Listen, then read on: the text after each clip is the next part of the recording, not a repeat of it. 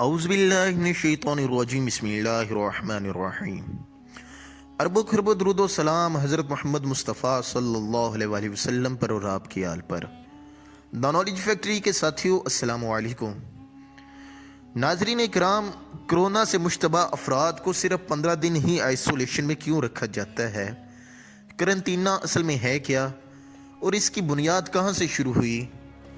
آج کی ویڈیو میں اس پر ہم تفصیل سے بات کریں گے۔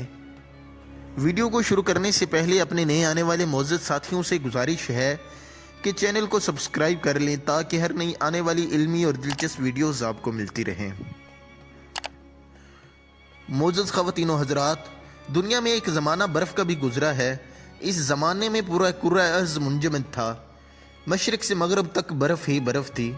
اس آئس ایج انسان کے پاس صرف ایک ہی کام تھا، وہ کام تھا خوراک کی تلاش۔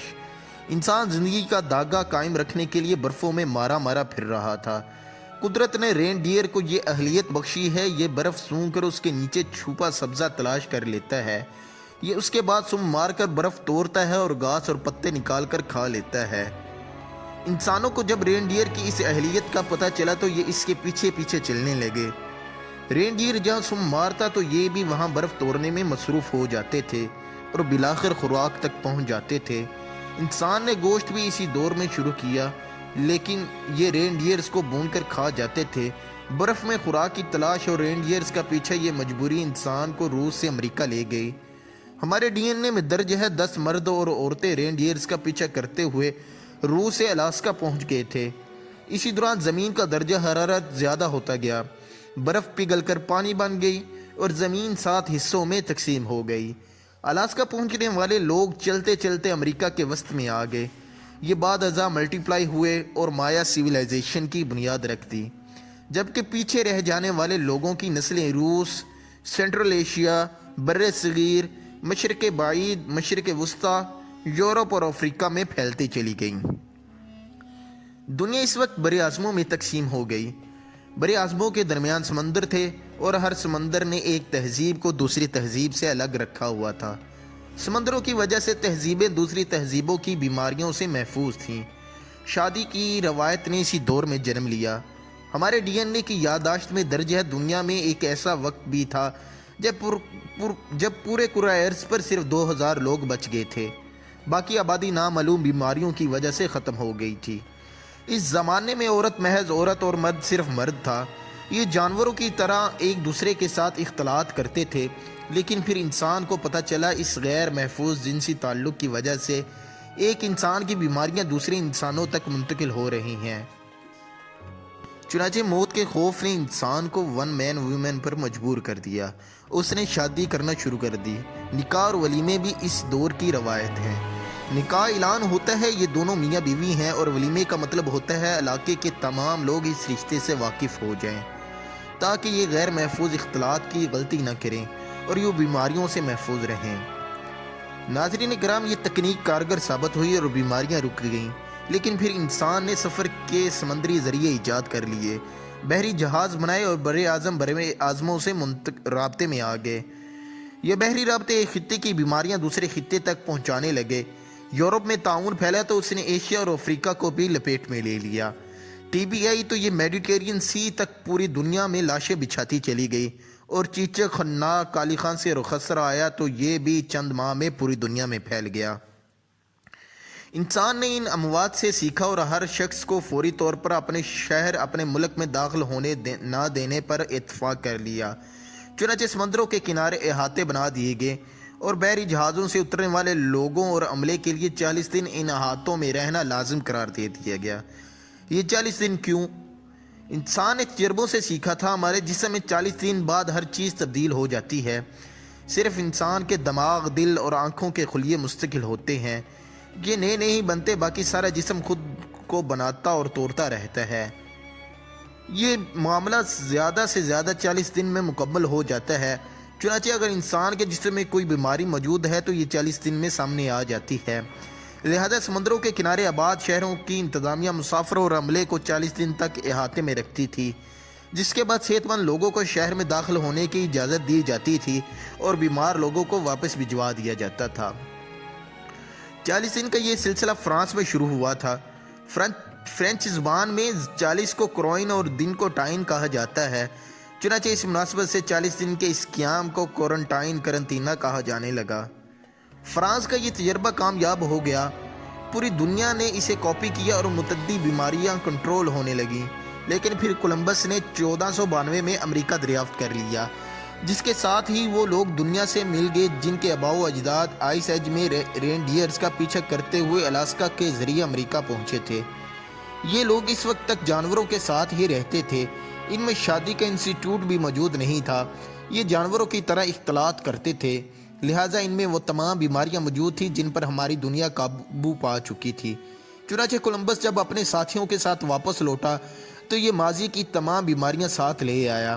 16ویں اور 17ویں صدی میں فرینچ، پرتگالی، برٹش اور ڈچ جہاز ران بھی امریکہ پہنچ گئے، یہ بھی واپسی پر بیماریوں کے تحفے لے آئے۔ چنانچہ ایک ایسا وقت بھی آیا جب پورا یورپ بیمار ہو چکا تھا اور یہ بیماریوں سے بچنے کے لیے فرانس کی طرح ہر پورٹ پر کرنطینہ بنانے پر مجبور ہو گیا تھا۔ بحری سفر کرنے والا ہر شخص اس کرنطینہ میں 40 دن پورے کیے بغیر ملک میں داخل نہیں ہو سکتا تھا۔ 1928 میں اینٹی بائیوٹک ایجاد ہو گئی، بیماریوں کے بیکٹیریاز کا علاج ممکن ہو گیا، جس کے بعد کرنطینہ ختم ہوتا چلا گیا۔ آج آپ کو کسی پورٹ پر 40 دن انتظار نہیں کرنا پڑتا۔ ناظرین اکرام، اس کی وجہ بلڈ ٹیسٹ اور اینٹی بائیوٹکس ہیں۔ ڈاکٹرز کسی بھی انسان کا خون ٹیسٹ کرتے ہیں، اگر بیماری نکل آئے تو اینٹی بائیوٹک کے ذریعے اس کا علاج شروع کر دیا جاتا ہے اور یہ چند گھنٹے بعد محفوظ ہو جاتا ہے۔ یوں انسان بیماریوں کا تدارک کر لیا، لیکن قدرت انسان اور انسانی تدبیروں سے اربوں گنا طاقتور اور مضبوط ہے، چنانچہ اس نے نئے انداز سے حملے شروع کر دیے۔ بیکٹیریاز کے بعد وائرسز شروع ہو گئے۔ یہ سوال پیدا ہوتا ہے بیکٹیریا اور وائرس میں کیا فرق ہے؟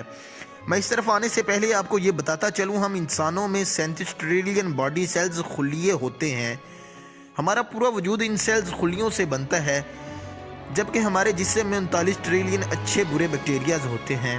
اچھے بیکٹیریاز ہماری زندگی کا پہیہ چلاتے ہیں، یہ خوراک ہضم کرتے ہیں، ہمارا خون بناتے ہیں اور ہمیں حرکت پر مجبور کرتے ہیں، جبکہ برے بیکٹیریا ہمیں بیمار بناتے ہیں، یہ ہمیں کمزور اور لاغر کرتے ہیں۔ ہمارے جسم کے برے بیکٹیریا مثلا پس پیدا کرنے والے بیکٹیریا اینٹی بائیوٹک سے ہلاک ہو جاتے ہیں، جبکہ وائرس بیکٹیریا سے مختلف ہوتا ہے، اس پر اینٹی بائیوٹک کا اثر نہیں ہوتا، یہ ہمیں بیمار کیے بغیر ختم نہیں ہوتا۔